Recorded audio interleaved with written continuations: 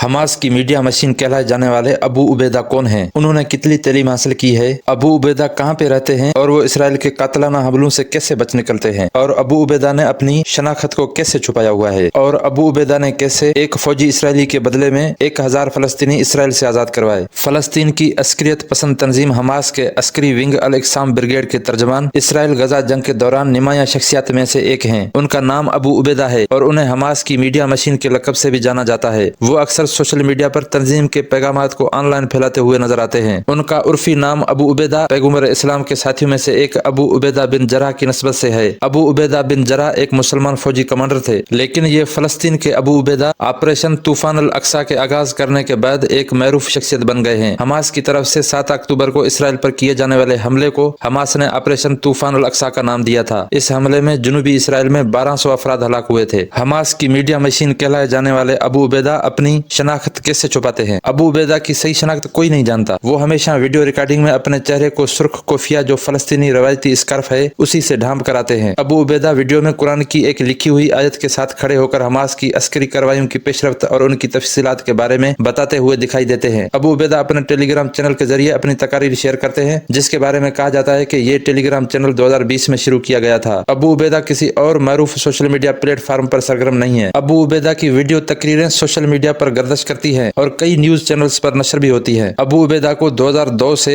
अल इक्साम के फील्ड ओहदेदारों में से एक के तौर पर जाना जाता है। हमास के अबू उबैदा ने किस तरह एक इसराइली के बदले 1000 फलस्तीनी आजाद करवाए? सन 2006 में अबू उबैदा को अल इक्साम ब्रिगेड्स का बाज़ाब्ता तर्जमान मुकर्रर किया गया था। वो पहली मरतबा अवामी सतह पर 25 जून 2006 को मंजर-आम पर आए थे। जून 2006 में हमास समेत फलस्तीनी मुसल्ह ग्रुपों ने गजा की सरहद के करीब एक इसराइली फौजी चौकी पर हमला किया। हमास ने यह कार्रवाई उस वक्त की थी जब उन्होंने ये दावा किया था कि एक इसराइली फिजाई हमले में फलस्तीनी लड़की हुदा गालिया का खानदान मारा गया था, जब ये खानदान साहिल पर पिकनिक मना रहा था। इसराइली फौजी चौकी पर हमास के हमले के दौरान इसराइली फौजी गिलाद शालिद को पकड़ लिया गया था, जबकि इस हमले में 2 फौजी हलाक और 2 दीगर जख्मी हुए थे। बाद में सन 2011 में इसराइल और हमास के दरमियान एक मुआहदे पर इत्तेफाक के बाद इसराइली फौजी शालिद को छोड़ा गया, जिसके बदले में इसराइल ने 1000 से ज्यादा फलस्तीनी आजाद किए। अबू उबैदा की असल शनाख्त क्या है और क्या उनकी तालीम के बारे में इसराइली मीडिया की तरफ से किए गए दावे सच हैं? हमास के मीडिया मशीन अबू उबैदा की असल शनाख्त बहुत से लोगों के लिए एक मौमा रही है, लेकिन 25 अक्टूबर को इसराइली फौज के तर्जमान ने एक ट्वीट में कहा कि अबू उबैदा का असल नाम हुज़ैफा सुमेर अब्दुल्ला है।